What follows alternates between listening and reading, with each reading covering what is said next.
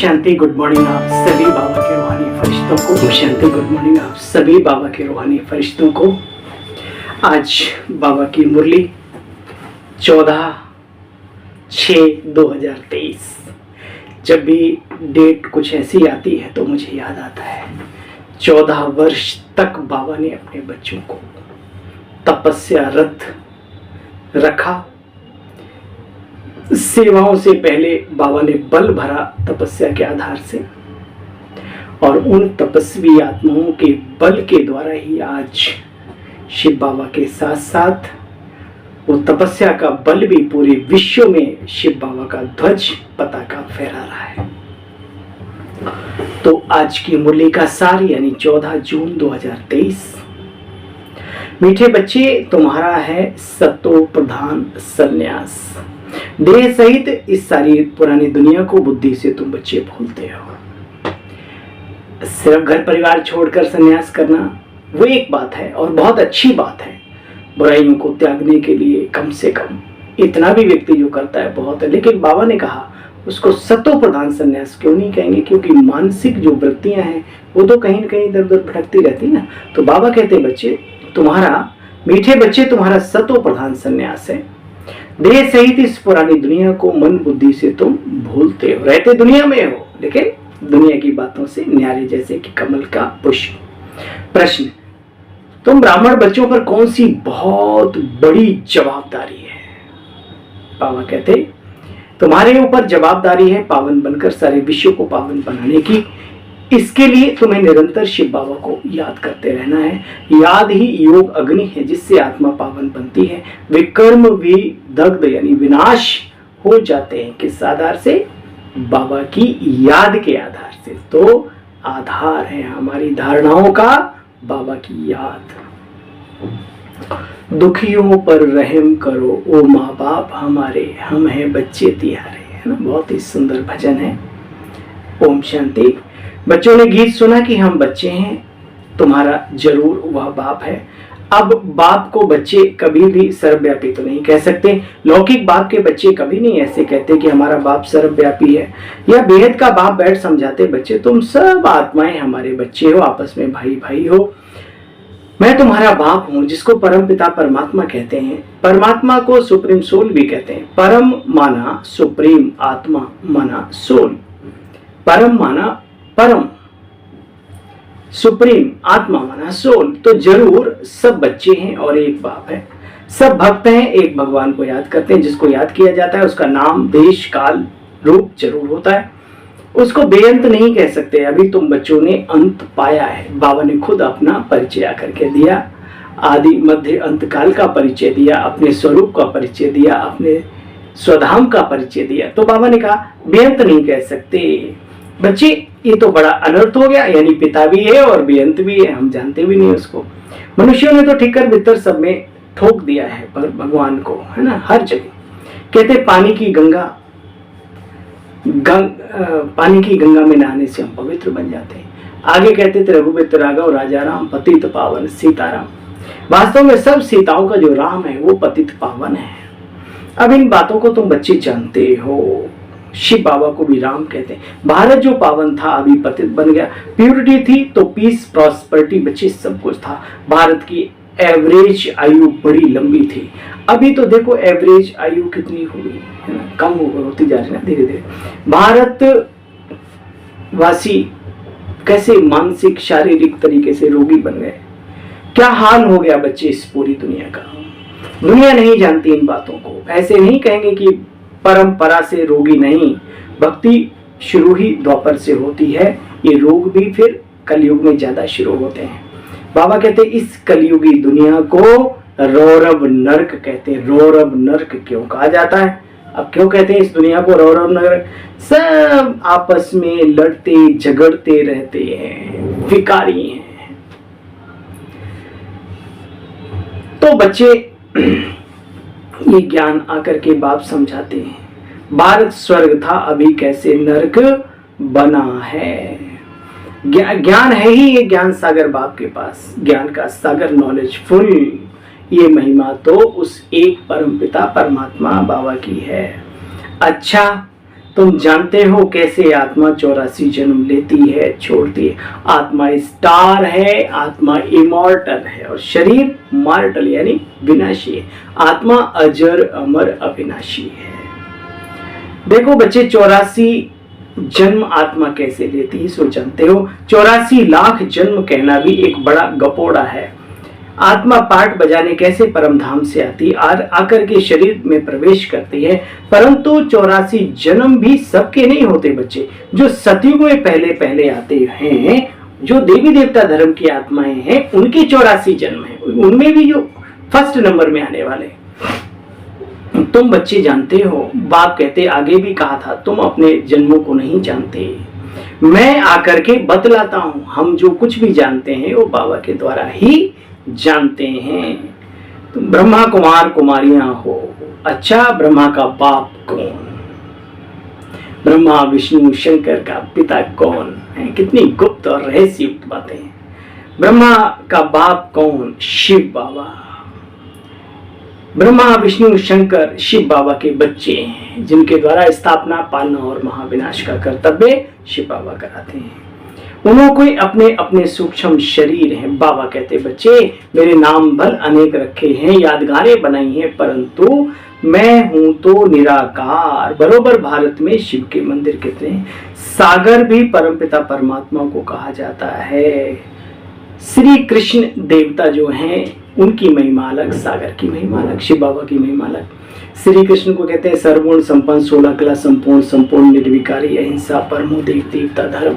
और शिव बाबा को सागर सेतु, ज्ञान का सागर, प्यार का सागर, शक्तियों का सागर आदि आदि। तो इन बातों को तुम बच्चे जानते हो। परमपिता परमात्मा के सिवाय ये राजयोग भी कोई सिखला ना सके। अभी तुम जानते हो, हम इस राजयोग के द्वारा हीरे तुल्य बन रहे हैं और बाबा आकर के हमको बना रहे हैं। कलयुगी रात अब पूरी होने वाली है। ब्रह्मा की रात और ब्रह्मा का दिन भी मशहूर है। तुम सब ब्रह्मा कुमार कुमारियां, ब्रह्मा के बच्चे बच्चियां हो। ब्रह्मा तो विश्व अथवा स्वर्ग का रचयिता नहीं है, तो कौन है स्वर्ग का रचयिता? शिव बाबा थोड़ो ब्रह्मा के रचना रचते हैं। सब ब्राइड्स हो, मैं तुम्हारा ब्राइड ग्रूम हूँ, साजन शिव बाबा, और हम सब सजनियां हैं। हे सजनिया, हे आत्माओं, बाबा कितने प्यार से पुचकार हैं। हे सजनिया, तुम बिल्कुल लायक नहीं हो स्वर्ग में चलने के लिए। माया ने तुमको बिल्कुल ना धन लायक बराबर नालायक बना दिया। ये रावण राज्य है बच्चे, सतयुग में राम राज्य है। शिवालय भी कहा जाता है सतयुग को। अभी तुम ब्राह्मण हो, फिर देवता बनेंगे। भारतवासियों को वर्षा मिल रहा है। अभी ज्ञान का कलश बाप ने माताओं पर रखा है। समुद्र मंथन में अनेक रतन यानी 9 रतन में एक रतन ज्ञान का अमृत कलश भी प्राप्त हुआ। हलाहल भी था, लेकिन मंथन में अमृत का कलश जो बांटने का कार्य अमृत का किया। देवताओं का जो देवत्व तो नष्ट हो गया था, अमृत तो नष्ट हो गया था। पुनः देवताओं को अमृत तो दिलाने के लिए वो विष्णु जी को भगवान मानते हैं, तो कहते हैं कि मोहिनी रूप धारण करके देवताओं को अमृत पान कराया। उसमें कुछ 1-2 ऐसे वैसे भी आकर के बैठ गए, दैत्य भी आके बैठ गए। ये वर्तमान समय की बातें हैं। बाबा कैसे माताओं बहनों के द्वारा ये कलश उनके सिर पर रख करके पूरे विश्व की आत्माएं, जो भी देवता धर्म की आत्माएं पुनः अमृत प्राप्त करने के लिए आए और इसको प्राप्त करें। लेकिन 1%, 1-2 का मतलब 1-2% कुछ ऐसी व्यर्थ आत्माएं भी आ जाती हैं जो यज्ञ को डिस्टर्ब करती हैं, जिससे ग्रहण लगते रहते हैं। सूर्य चांद को भी ग्रहण लगते हैं ना भाई। उनको जो टोकेगा टाकेगा तो उनके तो दुश्मन बन जाएंगे ना। वो जो सही रास्ता बोलेगा, बाबा के रास्ते पे चलने की बात करेगा तो उसके दुश्मन बन जाते हैं। तो ये भी देखा जाता है कि ये यहाँ की यादगार बनी हुई है भक्ति मार्ग में, जो कि प्रैक्टिकली अभी चल भी रहा है। अच्छा बच्चे, ये रुद्र ज्ञान यज्ञ है ना, वही गीता का राजयोग जो कि बाप आकर के सिखलाते हैं। हे अर्जुन, मैं परमधाम निवासी हूं। मैं आता हूं का मतलब यहाँ कण में नहीं रहता हूं। आकर के क्या करता हूं? साधारण बूढ़े ब्राह्मण तन में प्रवेश होकर ये गीता ज्ञान सुनाता हूं, मनुष्य को देवता बनाता हूं। बुराइयों पर विजय दिलाता हूँ। बाबा कहते बच्चे तुम जानते हो यहाँ कोई अंधश्रद्धा की बात नहीं। श्री कृष्ण भी कितना ऊंच है, कितना महान है। भक्ति वाले क्या श्री कृष्ण की महिमा करेंगे जितनी बाबा ने बताई है, क्या श्री रामचंद्र जी की महिमा करेंगे जितनी बाबा ने बताई है। अरे ये वो दिव्य महान आत्माएं हैं जो सारे भूमंडल की मालिक हैं। द्वापर युग के बाद में थोड़ा थोड़ा गिरावट आती है। श्री कृष्ण के साम्राज्य में यानी नारायण के साम्राज्य में और राम के राज्य में कोई कुरीति विपरीति है ना, वो कुछ नहीं आता। ऐधे माँ नहीं मात पिता नहीं देवा, साधु न ते करवा वही सेवा। ऐसे अधम मनुज कल खल सतयुग यानी कृतयुग त्रेता नाय है, यानी सतयुग त्रेता में ऐसे जो आजकल आप देख रहे हो या जो वर्णन किया गया है दैत्यों का, वो सब उस टाइप के लोग नहीं रहते वहां पर। ऐसी दुनिया के मालिक हैं हमारे श्री राम, श्री सीता मैया और श्री कृष्ण यानी जो नारायण और श्री लक्ष्मी जो कि बचपन में राधा होती है। तो कई लोगों को मैं कहना चाहता हूं इस ज्ञान को समझो, ऊपर ऊपर से नहीं, गहराई में जाओ तो नशा चढ़ेगा। अपनी भारतीय संस्कृति पर स्वाभिमान जागृत होगा। ऊपर ऊपर से ज्ञान को कुतरते हो तो ना खुद समझ पाते हो, ना दूसरों को समझा पाते हो, ना खुद आनंद ले पाते हो, ना दूसरों को स्वाभिमानी बना पाते हो। तो बहुत ज्ञान की गहराई है और सत्य यही है, ये भी मानो। क्यों? क्योंकि उस सत्य पिता ने ज्ञान के सागर में आकर के हमें बतलाया है, भीड़ इकट्ठी करने के लिए नहीं। सत्य का दर्शन करना सौभाग्य की बात है, जो करना चाहे करे, नहीं तो अपने घर बैठे। देखो बच्चे, बाप कहते हैं, भाई मैं आया था पहले भी, अब फिर हिस्ट्री मस्ट रिपीट, फिर दोबारा ये दोहरा रहा हूं। बाप कहते बच्चे सर्वधर्मानि परित्यज्य मामेकम शरणम व्रज, मतलब मेरी शरण में आ जाओ। दैहिक दलदल, दैहिक बुराइयां, दैहिक जो धारणाएं बनी, धर्म माने धारणाएं जो दैहिक दुनिया की बनी, उनको भूलो। अब आध्यात्मिक आत्मिक धारणाओं को अपनाओ। देह सहित देह के जो भी संबंध है सबको भूल, अपने को शरीरी आत्मा समझो। बाप कहते बच्चे इस देह भान को छोड़ो। मैं ज्ञानी हूं, मैं डॉक्टर हूं, मैं इंजीनियर हूं, मैं फलानी हूं, मैं फलाना हूं। अरे मैं कौन हूं ये यहाँ आके सीखो। मैं एक अजर अमर अविनाशी आत्मा हूं। आत्मा ये शरीर नहीं है, ठीक है? इसको सीखो ब्रह्मा कुमारी इसमें आकर के। आपका स्वागत है, वेलकम है, मोस्ट वेलकम है। बाप कहते बच्चे इस देह भान को छोड़ो। मुझ बाप को याद करने से तुम्हारे पाप भस्म होंगे और कोई तरीका नहीं है दुनिया में। गीता में लिखा हुआ है अर्जुन राजयोगा विकर्मो दग्धा, एक ऐसी औषधि है, ऐसी अग्नि है जिससे आत्मा के विकर्म नष्ट होते हैं। तो निरंतर मुझे याद करो, और कोई उपाय है नहीं। अंत तक बाबा को याद करते रहना। घंटे 2 घंटे, साल 2 साल की बात नहीं है, जब तक सांसें हैं, है ना। लोग तो वायदा करते हैं 7 जन्म नहीं जन्म जन्म तक छोड़ेंगे ना हम तेरी याद ओ बाबा, मरते दम तक तो रखो कम से कम। अगले जन्म तो सतयुग में हो जाएगा, चिंता की बात नहीं। तो बाबा कहते बच्चे अंत तक याद करना है। माया जीते जगत जीत बनना है। माया पर जीत एक शिव बाबा ही आकर के पहना सकते हैं। शिव बाबा को याद करते रहो बच्चे, तो विक्रम भी विनाश होंगे। योग अग्नि बिगर कोई पावन बन न सके। पावनता के प्रतीक 2 तत्व दिखाए हैं, अग्नि और जल। भक्ति में भी या तो जल से वो करते हैं, अज्ञा डालते हैं, कोई अशुद्ध चीज हो जाती है तो, है ना। शरीर को भी शुद्धिकरण अग्नि को दे देते हैं या तो गंगा जी में डाल देते हैं, है ना। तो कुल मिलाकर के बाबा कहते हैं ज्ञान जल और योग अग्नि, ये दोनों ही चीजें जो हैं आत्मा को शुद्ध और पवित्र बनाती हैं। बाबा कहते हैं मीठे बच्चे शिव बाबा को याद नहीं करते, गोया अपने को पतित ही रखते हो। इसलिए धर्मराज की फिर अंत में बहुत बहुत बहुत कड़ी सजाएं मिलती हैं। तुम्हारे ऊपर बहुत बड़ी जिम्मेवारी, रिस्पॉन्सिबिलिटी है। जिम्मेवारी सोने नहीं देती, जिनके माथे मामला तिनको नींद कहाँ। तुम्हारे ऊपर बड़ी रिस्पॉन्सिबिलिटी है। बाप को याद करते रहना बच्चे, इसको कहते हैं रूहानी यात्रा। क्या कहते हैं इसको? रूहानी यात्रा। जिस्मानी यात्राएं तो बहुत की होंगी, करते देखते भी हो। अच्छा मीठे मीठे स्किल दे बच्चों प्रति नंबरवार पुरुषार्थ अनुसार माता पिता बाप दादा का याद प्यार गुड मॉर्निंग। रूहानी बाप की रूहानी बच्चों को नमस्ते। बोलो भाई सभी, हम सब रूहानी बच्चों की रूहानी माता पिता को बाप दादा को good morning, double good morning, double ओम शांति, डबल नमस्ते नमस्ते नमस्ते। धारणा का सार है, निरंतर एक बाप की याद से माया जीत सो जगत जीत बनना है। पवित्र बनकर भारत को श्रेष्ठ उच्च पवित्रता में ले जाना है। भारत को भी पवित्र बनाना है। बुद्धि से बेहद पुरानी दुनिया का संन्यास करना है। इस देह भान को बोलने का अभ्यास जरूर जरूर जरूर करना है। देही अभिमानी बन करके रहना। हमेशा आत्मिक स्थिति में अशरीरी अवस्था का वर्ण करो ताकि माया हमसे विदाई ले ले। वरदानी बाबा का वरदान, कल का वरदान याद है? मैंपन के दरवाजों को बंद करने वाले नम्र चित्त निर्माण भव।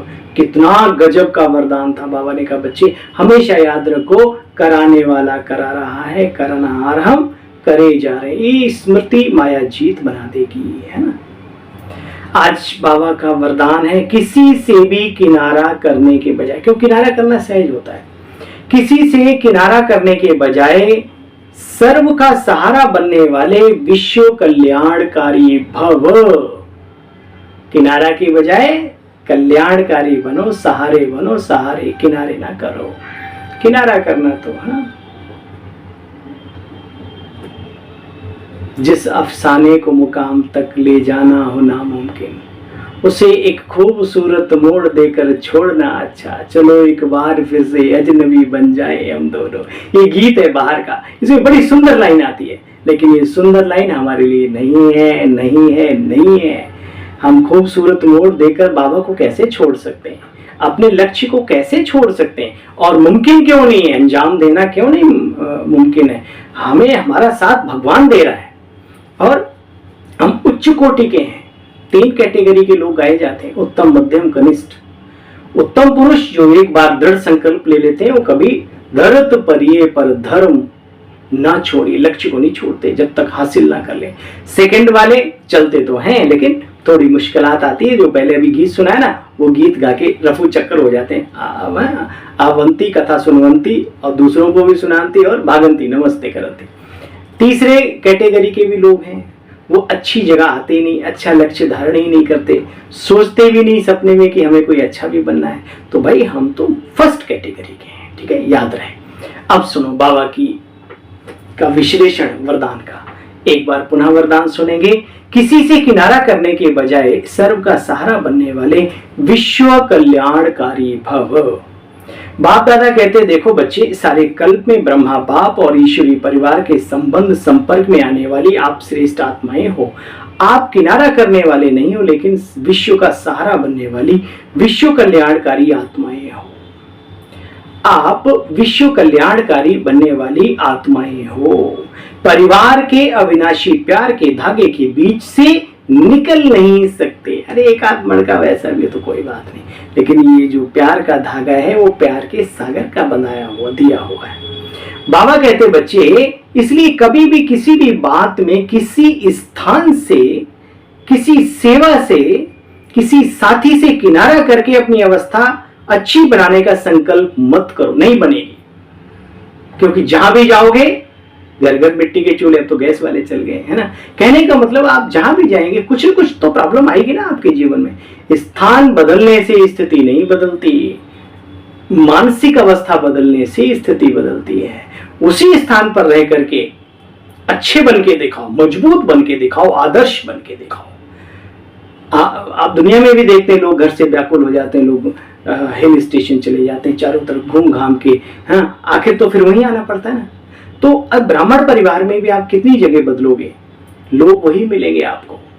हो सकता है इससे भी खराब मिले, तब क्या करोगे, है ना। कितने स्थान बदलेंगे। इसलिए आज बाबा ने कहा बच्चे, कभी भी किसी साथी को या स्थान को, सेवा को बदलने का संकल्प मत करो। बाबा कहते हैं बच्चे, इसलिए कभी किसी भी बात में किसी स्थान से, किसी सेवा से, किसी साथी से किनारा करके अपनी अवस्था अच्छी बनाने का संकल्प नहीं करो। ये आदत डाली अगर तो बच्चे कहीं भी टिक नहीं सकेंगे। विपत्ति की मारी लोमड़ी, वह जहां फंदा वहीं पांव, ये कहावत है। तो भाई हमारी बातें, हमारे विकर्म, हमारे लेखे जोखे हमारा पीछा नहीं छोड़ते। इसलिए आप जहां हो वहां ही स्नेह युक्त व्यवहार करके परिवर्तन करना सीखो। झुक जाओ खुद, अगर दुनिया को झुकाना है तो। परिवर्तन हमें करना है, स्थान परिवर्तन करने से स्थिति नहीं बदलती। इसलिए बाबा ने कहा बच्चे, अगर बदलने की, भटकने वाले भटक ही जाते हैं भैया, इसलिए भटको मत। बाबा में अटक गए हो तो बस, और पड़े पड़े तो कहते हैं पत्थर भी भारी हो जाता है ना, एक जगह पड़े पड़े। या अगर आदत डाली तो बच्चे कहीं भी फिर टिक नहीं सकेंगे। वो व्यक्ति बदनाम हो जाता है कि अरे तो कहीं टिकता ही नहीं है, कहीं आत्मा टिकती नहीं है। तो ऐसे नहीं करना। स्लोगन है आज का, कर्म भोग का वर्णन करने के बजाय कर्म योग की स्थिति का वर्णन करो कि कैसे हमने योग बल से अपने कर्म भोग पर विजय प्राप्त की, है ना। हाय हाय कर्म भोग चिल्लाने की बजाय वाह वाह बाबा की याद में रह करके उसका वर्णन करो। कर्म भोग का वर्णन करने के बजाय कर्म योग की स्थिति का वर्णन करो। अच्छा, ओम शांति, ओम शांति, ओम शांति। अभी आप सभी बहन भाइयों को, अपने इस नन्हे से छोटे से सेवाधारी भाई की पुनः डबल ओम शांति, डबल गुड मॉर्निंग, नमस्ते। मिलते हैं पुनः कल आपसे इसी YouTube चैनल पर, मुस्कुराते हंसते हंसते।